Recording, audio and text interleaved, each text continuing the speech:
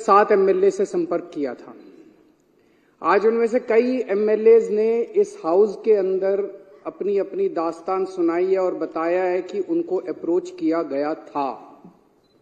जैसा भी मेरे भाई राजेश ने बताया, राजेश गुप्ता जी ने, कि ये कहते हैं सबूत दो। क्या, कैसे सबूत दें? किस चीज का सबूत दें? कभी किसी रिश्तेदार के जरिए आ जाते हैं, कभी किसी दोस्त के जरिए आ जाते हैं, आके कहते हैं जी आ जाओ हमारे साथ, अमित शाह से मिलवा देंगे, फलाना कर देंगे। उसकी कोई आदमी कोई टेप रिकॉर्डर जेब में लेके थोड़ी घूमता है कि कोई आएगा और मैं उसको टेप कर लूंगा। किस चीज का सबूत दे? तो मैं एक तो ये कहना चाहता हूं, ये बड़े दिनों से इनको ये लग रहा है कि केजरीवाल को गिरफ्तार कर लेंगे और पार्टी खत्म हो जाएगी। केजरीवाल को तो गिरफ्तार कर लोगे, केजरीवाल की सोच को कैसे गिरफ्तार करोगे?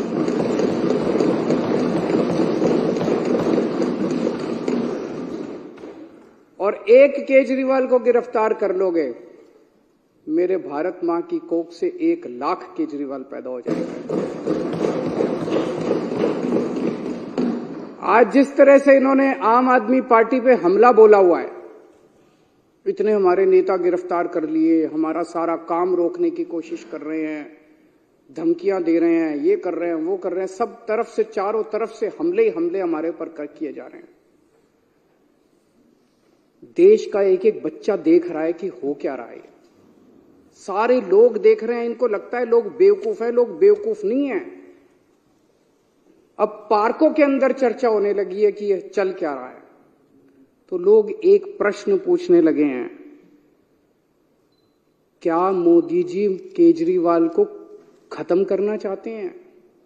क्या मोदी जी केजरीवाल को क्रश करना चाहते हैं? क्या मोदी जी केजरीवाल को कुचलना चाहते हैं? ये मैं नहीं पूछ रहा, देश का बच्चा बच्चा पूछने लगा है। जिस तरह का अटैक आम आदमी पार्टी के, इतने सारे हमारे नेता गिरफ्तार कर लिए। कभी भारत क्या, दुनिया के इतिहास में हमारा नंबर 2 भी अंदर है, नंबर 3 भी अंदर है, नंबर 4 भी अंदर, अब कह रहे नंबर 1 को भी अंदर डालेंगे। तो इस तरह का आक्रमण कभी नहीं देखा गया। तो ये चर्चा चल रही है, ये क्यों हो रहा है? क्योंकि आज पूरे देश के अंदर बीजेपी का सबसे बड़ा चैलेंजर आम आदमी पार्टी है।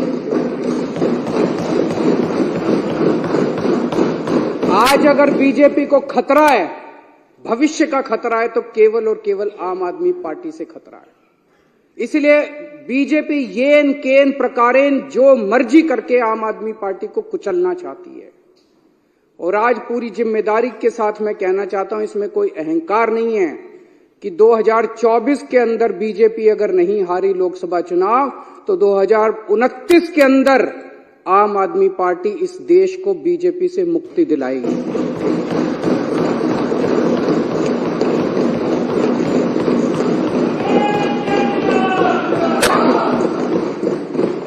अध्यक्ष महोदय, ये कोई छोटी बात नहीं है। एक छोटी सी पार्टी, 12 साल का बच्चा है, 12 साल पहले ये पार्टी बनी थी। एक 12 साल का छोटा सा बच्चा है ये पार्टी। इस 12 साल के बच्चे ने इतने बड़े बड़े पार्टियों को चने चबा दिए।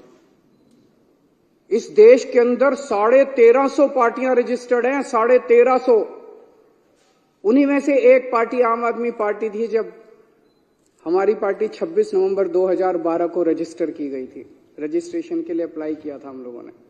2012 26 नवंबर आम आदमी पार्टी का रजिस्ट्रेशन आज से 12 साल पहले अप्लाई किया गया था। मात्र 10 साल के अंदर आज तीसरी सबसे बड़ी पार्टी बन गई है पूरे देश के अंदर। बीजेपी और कांग्रेस के बाद तीसरी सबसे बड़ी। एक एमएलए बनने के लिए लोगों की चप्पल घिस जाती है, पूरी जिंदगी बीत जाती है एक एमएलए बनने के लिए, काउंसलर बनने के लिए। ये कोई इत्तेफाक नहीं है कि ये पार्टी इतने कम समय के अंदर, आज 2 राज्यों के अंदर हमारी फुल फ्लेजेड सरकार है, बहुमत, भारी बहुमत के साथ, ऐतिहासिक बहुमत के साथ सरकार है। दिल्ली के अंदर 70 में से 67 सीट इतिहास में कभी नहीं आई। पंजाब के अंदर 117 में से 92 सीट पंजाब के इतिहास में कभी नहीं आई। गुजरात के अंदर पहली बार चुनाव लड़े, पहली बार के अंदर हमारे 14% वोट और 5 एमएलए आ गए। गोवा के अंदर पहली बार चुनाव लड़े और गोवा के अंदर हमारे आज 2 एमएलए हैं।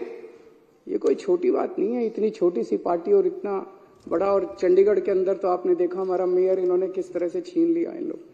तो ये कोई छोटी बात नहीं है। और मात्र 12 साल के बाद आज नेशनल पार्टी बन गई। तो आज इनको खतरा और डर भविष्य का केवल और केवल आम आदमी पार्टी से है।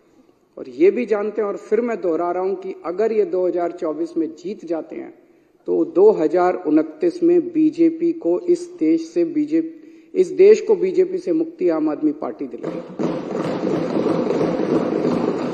कुछ लोग ये भी कहते हैं, जब चर्चा करते हैं लोगों के साथ, लोगों में, मैं तो ये बता रहा हूं, ये मेरी भावनाएं नहीं है, लोगों की, जनता के अंदर जो चर्चा चल रही है, कुछ लोगों का ये भी कि आम आदमी पार्टी के पीछे इसलिए पड़ रही है, दिल्ली की हार को पचा नहीं पा रहे।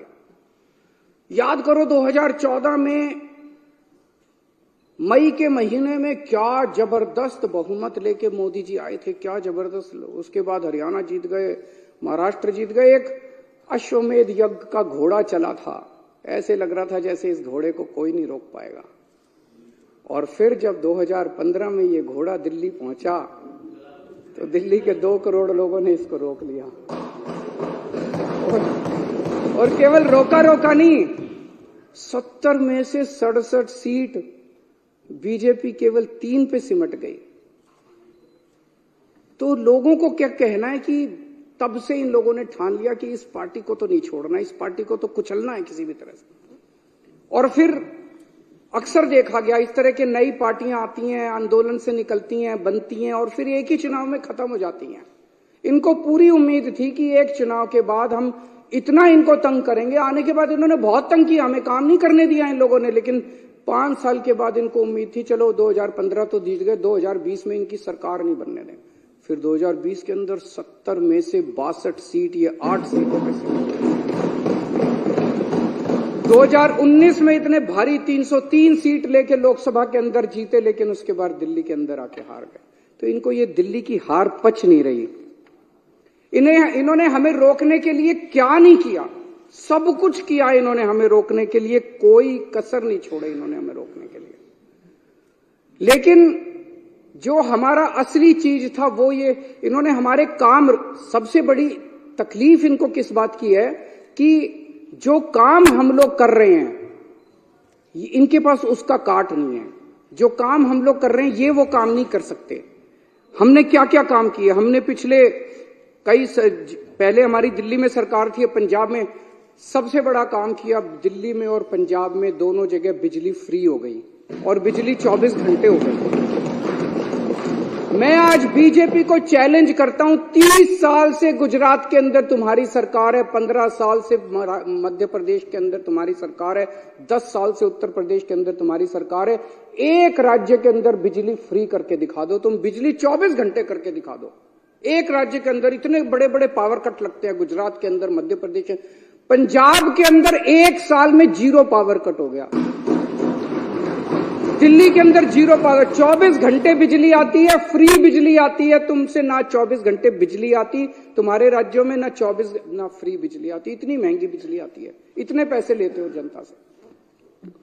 दिल्ली के अंदर हमने और अब पंजाब में कर रहे हैं, शानदार स्कूल बना दिए, सरकारी स्कूलों का काया पलट हो गया। पूरी दुनिया से लोग देखने के लिए आ रहे हैं। पूरी दुनिया के अंदर आज शिक्षा के लिए जाना जाता है दिल्ली को कि स्कूल बड़े अच्छे हो गए, शानदार शिक्षा, हैप्पीनेस करिकुलम। अमेरिका के राष्ट्रपति की बीवी हमारा हैप्पीनेस करिकुलम की क्लास अटेंड करके जाती है। दिल्ली ने देश का नाम पूरी दुनिया के अंदर रोशन किया है। और इनके स्कूलों को उठा के देख लो, गुजरात, मध्य प्रदेश, उत्तर प्रदेश के स्कूलों को उठा के देख लो, क्या हालत बना रखी है। उनके अंदर जानवर घूम रहे हैं, ये टूटी पड़ी हैं, दीवारें टूटी पड़ी है। कितने गरीबों के बच्चों का भविष्य जो है इन्होंने अंधकार में डाला हुआ है। मैं चैलेंज करता हूं बीजेपी को, इतने सारे स्कूल तो छोड़ो, 10 स्कूल तुम अपने गुजरात में, मैं तो इतना घूमा गुजरात में चुनाव पर, एक स्कूल नहीं मिलता था जो इन्होंने ठीक कराओ। 30 साल के अंदर तुमसे एक स्कूल ठीक नहीं हुआ। ये काम तुम नहीं कर सकते, इसलिए इनको तकलीफ है। हमने दिल्ली में अस्पताल इतने बना दिए, सबका इलाज मुफ्त कर दिया। अस्पताल बना दिए, सबका इलाज मुफ्त कर दिया। मोहल्ला क्लिनिक बना दिए जिसमें गली गली के अंदर लोगों को इलाज मिलने लगा। तुम भी कुछ अच्छे, तुम लंबी लकीर तो खींच के दिखाओ यार, तुम कुछ अच्छा काम तो करके दिखाओ। हमने बुजुर्गों के लिए तीर्थ यात्रा कर दी, इतना आशीर्वाद देते हैं, इतना आशीर्वाद देते हैं बुजुर्गों को। और ये सारे काम पंजाब में भी हो रहे हैं। पंजाब में दिल्ली से ज्यादा मोहल्ला क्लिनिक, दिल्ली में तो 540 मोहल्ला क्लिनिक बने हैं, पंजाब में 800 से ज्यादा मोहल्ला क्लिनिक 1 साल के अंदर बन गए। महिलाओं के लिए फ्री बस यात्रा कर दी इन्होंने, इतना विरोध किया, लेकिन सारी महिलाएं तो हमारे साथ ही हैं। दिल्ली के अंदर पानी कोने कोने के अंदर पहुंचा दिया, घरों में पानी नहीं आता, कोने कोने के अंदर पहुंचा दिया, पानी फ्री कर दिया। कच्ची कॉलोनियों को लेके इन्होंने सबसे ज्यादा राजनीति की, अगर काम किया तो हमने किया। दिल्ली की कच्ची कॉलोनियों के अंदर सड़क बनाने का, पानी की लाइनें बिछाने का, हमने सीवर की लाइनें बिछाने का हमने काम किया। पंजाब अभी 2 साल हुए हमें आए हुए, पंजाब के अंदर इस वक्त एक बहुत बड़ी क्रांति आ रही है। गांव गांव के अंदर इरिगेशन, सिंचाई का पानी पहुंच गया। गांव गांव के अंदर जहां पहले पानी नहीं मिलता था, गांव गांव के अंदर सिंचाई का पानी पहुंच गया। हमसे सीख लो, हमें सारे काम करने आते हैं, हमसे भी नहीं सीखोगे और काम भी नहीं करने दोगे। अभी delivery of free services, door step delivery of free services, आपको दफ्तर जाने की जरूरत नहीं है, फोन करो और आपके घर आके सरकार काम करेगी। दिल्ली में भी लागू हो गया, पंजाब में भी लागू हो गया। इन्होंने दिल्ली के अंदर हमें door step delivery of ration नहीं करने दी, घर घर हम राशन पहुंचाना चाहते थे, इन्होंने दिल्ली में नहीं करने दी, हमने पंजाब में जाके लागू कर दी। अभी 10 दिन पहले मैं उद्घाटन करके आया हूं पंजाब में। हम लोग व्यवस्था बदल रहे हैं, बहुत बड़ा काम कर रहे हैं। और अब मैं आपको बताता हूं जो एक दर्दनाक कहानी है कि इन लोगों ने किस तरह से ये सारे काम रोक, जब इन्होंने देखा कि जो काम केजरीवाल कर रहा है ये काम तो हमसे होते नहीं, ना हमसे स्कूल बनते, ना हमसे अस्पताल बनते, ना हमसे बिजली का काम होता, ना हमसे पानी का काम होता, ना हमसे सिंचाई का काम होता, ना हमसे दलाल खत्म, हमसे और ना हमारी इच्छा, अभी को पैसे कमाने हैं इन्होंने।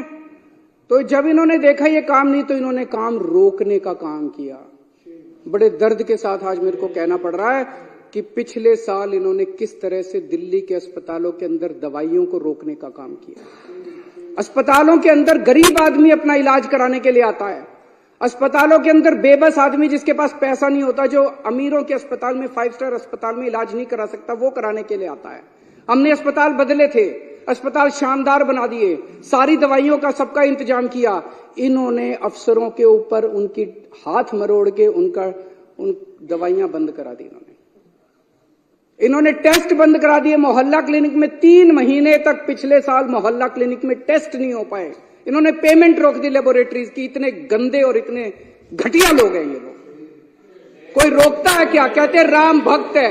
भगवान राम ने कभी नहीं कहा था कि गरीबों की दवाइयां रोको, गरीबों की। पाप लगेगा तुम लोगों को, पता नहीं किस मिट्टी के बने हैं, पाप लगेगा आपको। विधुड़ी जी, आपकी पार्टी ने जो ये काम किया दवाइयां रोकने का और टेस्ट रोकने का और सारे अस्पतालों का इलाज रोकने का, गंदी बात है ये।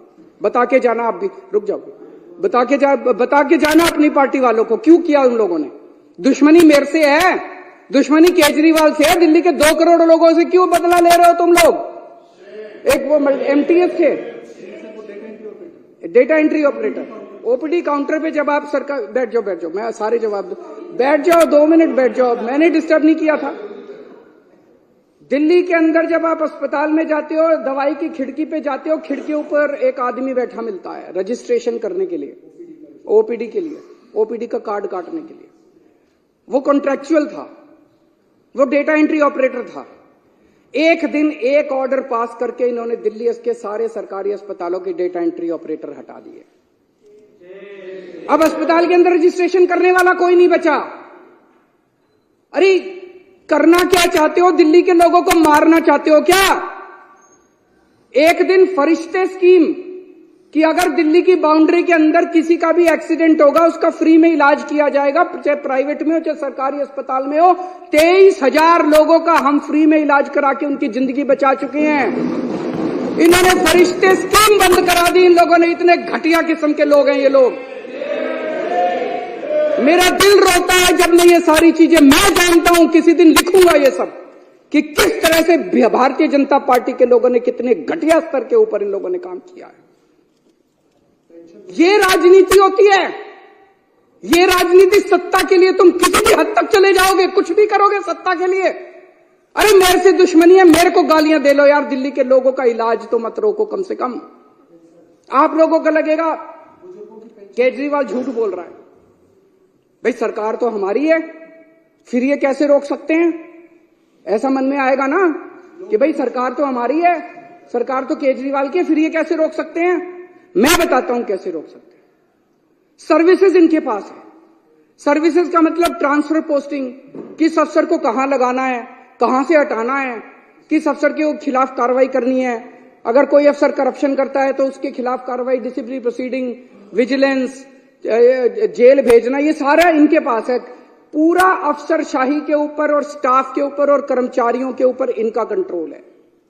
आज मेरे को जो मेरा चपरासी मेरे कमरे में चाय पिलाने आता है, अगर कल वो कह दे मैं चाय नहीं पिलाता, मैं उसकी ट्रांसफर नहीं कर सकता मुख्यमंत्री होके भी। इतनी भी पावर नहीं है मेरे पास। सुप्रीम कोर्ट ने ऑर्डर पास किया, भाई ऐसे सरकार नहीं चल सकती, इनके ऊपर कंट्रोल मुख्यमंत्री का होगा।